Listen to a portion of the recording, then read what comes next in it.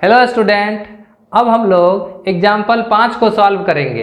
देखिए, सबसे पहले इस क्वेश्चन को समझना है। जब तक आप क्वेश्चन को नहीं समझेंगे, उसके सॉल्यूशन को नहीं समझेंगे।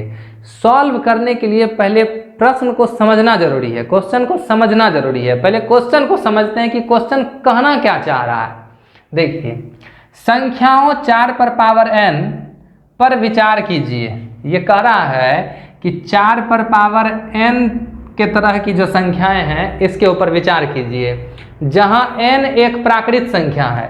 अच्छा, ये 4 तो 4 आप लोग समझ ही रहे हैं, और ये जो n देख रहे हैं, ये n एक नेचुरल नंबर है, प्राकृत संख्या है। याद कीजिए, जो फर्स्ट वीडियो था उसमें बताए थे आप लोगों को कि प्राकृत संख्याओं को n से सूचित करते हैं, ठीक ना। और प्राकृत संख्या किसको कहते हैं? तो गिनती की संख्याओं को प्राकृत संख्या कहते हैं। ये जो 1 2 3 4 ये सब जो है, ये सब क्या है? प्राकृत संख्याएं हैं। कोई प्रॉब्लम किसी को? समझ गए? ये 4 तो 4 जानते ही है, उस पर पावर जो ये n है वो एक प्राकृत संख्या, और प्राकृत संख्या का एग्जाम्पल क्या है? तो ये सारी प्राकृत संख्याएं हैं। आ गई बात समझ में? चलिए जांच कीजिए। जांच करने के लिए कहता है कि क्या n का कोई ऐसा मान है जिसके लिए 4 पर पावर n अंक 0 पर समाप्त होता है। अब इसका क्या मतलब हुआ? ये कहता है कि जांच कीजिए कि 4 पर पावर n जो है, ये 4 पर पावर n, ये n के किसी भी मान पर क्या कभी अंक 0 पर समाप्त होगा। अब आप कहिएगा कि क्या मतलब हुआ इसका। देखिए, एक काम करते हैं, n, ये जो n देख रहे हैं, ये क्या है? प्राकृत संख्या है, तो रखते जाइए, इसकी वैल्यू रखिए। n के जगह पर पहले 1 रखिए, कितना होगा? 4। n के जगह पर अब 2 रखिए, कितना होगा? 8 होगा। ये 4 गुना 2 नहीं होगा, 4 2 बार गुना होगा, यानी कि 4 पर पावर 2 का मतलब कितना होता है? 4 गुना 4, तो ये कितना हो जाएगा? 16। 8 नहीं होगा, बहुत सारे लोग 8 समझ लेते हैं इसको। देखिए, अब यहाँ n की जगह पर हम लोग क्या लिखते हैं? 4 पर पावर 3, तो 4 चौको 16 चौका 64। अभी तो हम भी 4 तिया 12 कर रहे थे।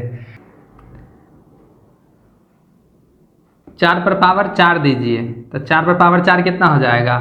4 को 4 बार गुना करेंगे, 4 चौको 16 चौका 64 चौके, तो हो जाएगा 256, ठीक ना।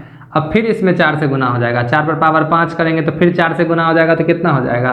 6 चौको 24 का 4 हासिल 2, 5 चौको 20 2 22 हासिल 2, 4 दूनी 8 2 10 1024। इसी तरह आगे करते जाएंगे। अब आप देखिए ध्यान से, यहाँ क्या हुआ।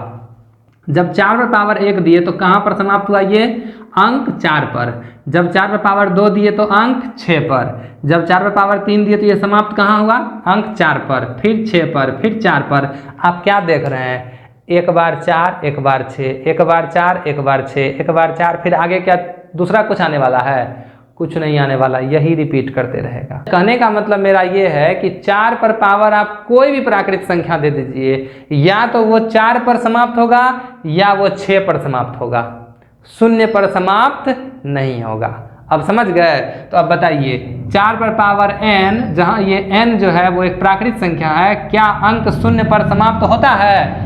तो हम लोग कहेंगे बिल्कुल नहीं होता है, ठीक ना। समझ गए? अच्छा, एक बात और यहाँ पर हम बताना चाहते हैं कि तो फिर अंक 0 पर कौन समाप्त होगा? क्या अगर यहाँ 4 पर पावर n की जगह 5 पर पावर n दे देंगे तो ये 0 पर समाप्त होने लगेगा? ये भी नहीं होगा।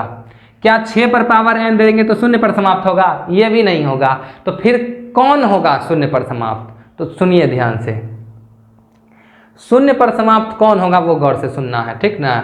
जिसके अभाज्य गुणनखंडन में 2 और 5 रहेगा वही 0 पर समाप्त होगा। जैसे देखिए, इस 5 का अभाज्य गुणनखंडन, 5 तो अभाज्य संख्या ही है, तो 5 पर पावर n अंक 0 पर समाप्त नहीं होगा। 6 पर पावर n भी 0 पर कभी भी समाप्त नहीं होगा, ठीक ना। आप चाहे तो इसी तरह कर करके रख के देख सकते हैं, सॉल्व करके खुद से भी देख सकते हैं, कभी भी 0 पर समाप्त नहीं होगा।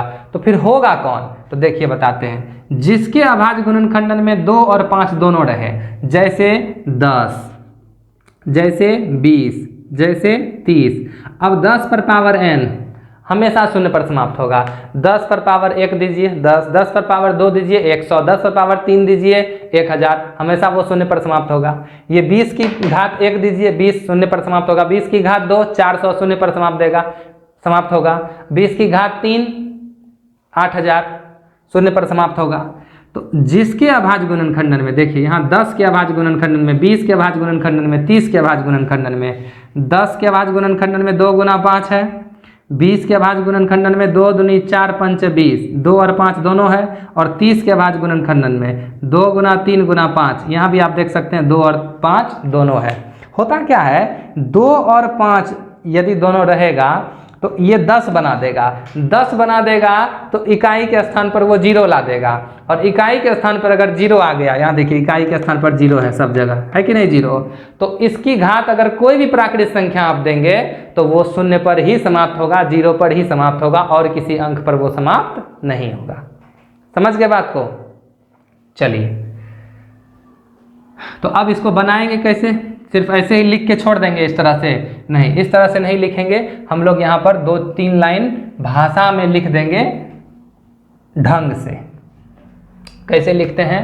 तो देखिए इसके सॉल्यूशन में लिखेंगे हम लोग इस तरह से, माना कि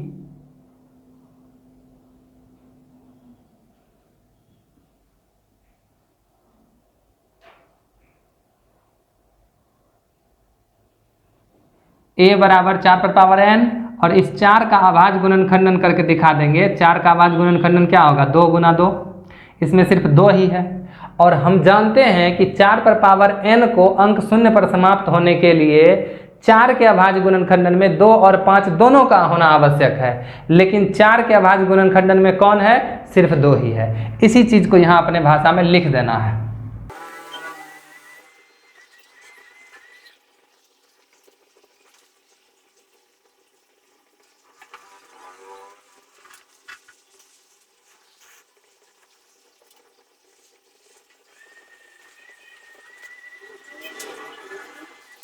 देखिए 4 पर पावर n को अंक शून्य पर समाप्त होने के लिए 4 के अभाज्य गुणनखंडन में, इस 4 का जो ये अभाज्य गुणनखंडन है 2 गुना 2, इस अभाज्य गुणनखंडन में 2 और 5 का होना आवश्यक है। 2 और 5 दोनों का होना आवश्यक है, ठीक ना? लेकिन 4 के अभाज्य गुणनखंडन में 5 नहीं है। 4 का जो अभाज्य गुणनखंडन है इसमें कौन नहीं है? 5 नहीं है। अतः किसी भी प्राकृत संख्या n के लिए संख्या 4 पर पावर n अंक शून्य पर समाप्त नहीं हो सकता है। समझ गए मेरी बात को? कोई प्रॉब्लम? इसको समझने में कोई दिक्कत? That's all.